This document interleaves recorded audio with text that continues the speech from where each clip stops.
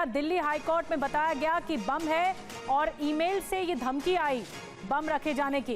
इसके बाद हड़कंप मचा हुआ है, अफरा तफरी मच गई है। खाली कराया जा रहा है दिल्ली हाईकोर्ट को। जो जानकारी इस वक्त मिल रही है, बम निरोधक दस्ता जो है वो भी पहुंच गया है दिल्ली हाईकोर्ट में। अगर बम है तो इसे डिफ्यूज किया जाएगा। ये पूरा दस्ता पहुंच चुका है। दिल्ली हाईकोर्ट परिसर को खाली करा लिया गया है। बड़ा एक्शन लिया जा रहा है। दिल्ली हाईकोर्ट में ईमेल के जरिए एक धमकी आती है और उसके बाद इसे गंभीरता से लिया गया है। पूरे परिसर को खाली कराया जा रहा है। जो तमाम वकील हैं उन्हें दूसरी जगह शिफ्ट किया जा रहा है और अभी बहुत ज़्यादा विजिलेंस रखा जा रहा है कि आगे क्या इस पूरे मामले पर कार्रवाई हो सकती है। जितेंद्र भाटी और ज़्यादा जानकारी के साथ जुड़ गए। जितेंद्र, क्या बताया जा रहा है इस खबर से जुड़ी हुई, क्या जानकारी? देखिए, अन्य दिनों की तरह कोर्ट की कार्रवाई चल रही थी, लेकिन इसी दौरान ये खबर मिली कि मेल द्वारा ये कहा गया है कि दिल्ली हाईकोर्ट में कई जगह पर बम रखे हुए हैं और सुबह जो है उसके 2 बजे के आसपास के समय है कि जब ये ऐसा हो सकता है कि उसको लेकर के अनरेस्ट पैदा करने की कोशिश की गई है। फिलहाल देखिए, कोर्ट का जो परिसर है और जो कोर्ट रूम है उनको फिलहाल खाली कर दिया गया है इस वजह से, क्योंकि बम की जो थ्रेट मिली है ईमेल द्वारा उसको पुष्टि करने के लिए। तो फिलहाल दिल्ली हाईकोर्ट का जो पूरा परिसर है उसको चेक किया जा रहा है और इस बात को सुनिश्चित किया जा रहा है कि आखिर ये जो बम रखने की धमकी दी गई, जो कहा गया कि 3 बम जो हैं वो रखे हुए हैं, तो इसको लेकर के पुष्टि की जा रही है कि ये क्या हॉक्स कॉल है या वाकई में ही ऐसा किसी ने करने की कोशिश की गई है। तो फिलहाल हम यहाँ पर देखें तो दिल्ली हाईकोर्ट को, आज से पहले आप देखेंगे दिल्ली के स्कूलों को इस तरह की धमकी आ रही थी, अब दिल्ली हाईकोर्ट को भी की आई है। इसके बाद हम लोग की सुनवाई के लिए वो कोर्ट जो है उठ चुकी हैं। जो जजेस हैं वो अपने चैम्बर में चले गए हैं और फिलहाल पूरे परिसर की तलाशी की जा रही है। जी जितेंद्र, अभी सिचुएशन क्या है? जो वहाँ पे तमाम वकील रहे, जजेस रहे, उन्हें खाली करा के कहाँ भेजा जा रहा है? देखिए, जो जजेस हैं वो अपने चैम्बर में चले गए हैं।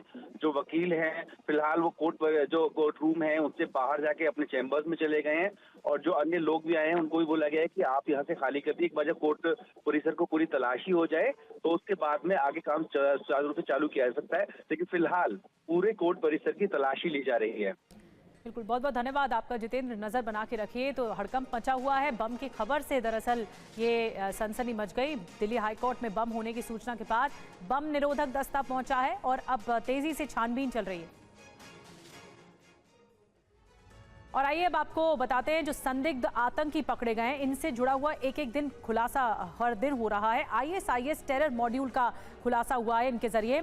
जो इनका किंगपिन रहा वो दानिश रहा और ये आईडी बनाते समय घायल हुआ था।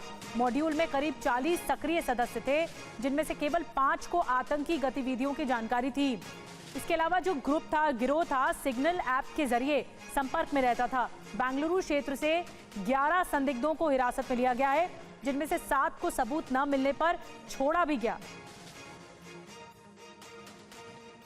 तो एक बड़ा क्रैकडाउन है इस पूरे मामले पर। जिन संदिग्धों की गिरफ्तारी हुई है उनसे कई खुलासे हो रहे हैं। ISIS टेरर मॉड्यूल पर यह पर्दाफाश है। जो किंगपिन दानिश है, आईडी बनाते समय घायल हुआ था, ये जानकारी मिली है। ISIS मॉड्यूल में करीब 40 सक्रिय सदस्य रहे थे। 40 में से सिर्फ 5 को आतंकी गतिविधियों की जानकारी थी कि करना क्या है। सिग्नल ऐप के जरिए संपर्क में रहता था गिरोह। बेंगलुरु से 11 संदिग्धों को हिरासत में लिया गया और जब सबूत नहीं मिले तो उन्हें छोड़ा भी गया। 7 संदिग्धों को छोड़ दिया गया था। 2 संदिग्धों ने हरियाणा के मेवात से हथियार खरीदे। दोनों निजामुद्दीन स्टेशन से मुंबई जाने की तैयारी में थे। टेक्निकल सर्विलांस की मदद से दोनों आतंकी पकड़े गए। मुंबई निवासी आफताब और अबू सुफियान पकड़े गए। आफताब सुफियान के पास से 3 पिस्टल, कारतूस बरामद हुआ है। देश में आतंकी गतिविधियों को अंजाम देने की तैयारी थी। ये फिराक में थे। जितेंद्र शर्मा और ज्यादा जानकारी के साथ जुड़ गए हैं। जितेंद्र, एक बड़ा पर्दाफाश हुआ है। जो इनका किंगपिन रहा दानिश, आईडी बनाते वक्त वो घायल भी हुआ था और भी कई ऐसे खुलासे हैं, क्योंकि कुछ 5 लोग ही थे, मुट्ठी भरी लोग थे, जिनके आतंकी घटनाएं कौन सी अंजाम देनी उन्हें पता था। और क्या कुछ बात निकल कर आई है? जी बिल्कुल, देखिए सबसे महत्वपूर्ण बात ये कि तकरीबन इस मॉड्यूल के अंदर 40 के करीब संदिग्ध हैं, आतंकी हैं, जो कि देश के अलग अलग शहरों के अंदर अभी मौजूद हैं। बतौर स्लीपर सेल ये सभी काम कर रहे हैं। अभी तक 5 की गिरफ्तारी हो पाई है। इसके अलावा 11 लोगों को जो डिटेन किया था, उनमें से ज्यादातर यानी कि 7 से 8 ऐसे लोग थे जिनको छोड़ दिया गया है। इसके अलावा अभी भी दिल्ली पुलिस और इसके अलावा जांच एजेंसियों के रडार पर तकरीबन 35 के करीब आतंकी हैं, जिनकी धरपकड़ के लिए लगातार सघन जांच की जा रही है। इसके अलावा तफ्तीश के दौरान ये भी पता चला कि आफ्ताब और अबू सुफियान ये 2 ऐसे संदिग्ध आतंकी हैं जिन्होंने बाकायदा मेवात से हथियार खरीदे और उन हथियारों का इस्तेमाल इन्हें मुंबई में एक बड़ी वारदात को अंजाम देने के लिए करना था। साथ ही पूछताछ के दौरान ये भी पता चला कि फेस्टिव सीजन आने वाला है, तो उसको लेकर भी ये अपनी तैयारी में जुटे हुए थे, क्योंकि तमाम जितने आतंकी हैं ये सभी ना सिर्फ केमिकल ब्लास्ट करने में एक्सपर्ट है, इसके अलावा ये सभी जो फिनाइन हमला होता है उसकी जैकेट भी तैयार करने में लगे हुए थे। तो आप इसी से समझिए कि आने वाले वक्त में यानी कि फेस्टिव सीजन के दौरान देश के अलग अलग शहरों को किस तरीके से ना सिर्फ फिनाइन हमलों से बल्कि केमिकल अटैक करके, केमिकल ब्लास्ट करके ये लोग टारगेट करने की फिराक में लगे हुए थे। तो एक महत्वपूर्ण कामयाबी ना सिर्फ जांच एजेंसियों को मिली है बल्कि दिल्ली पुलिस की स्पेशल सेल को भी मिली है।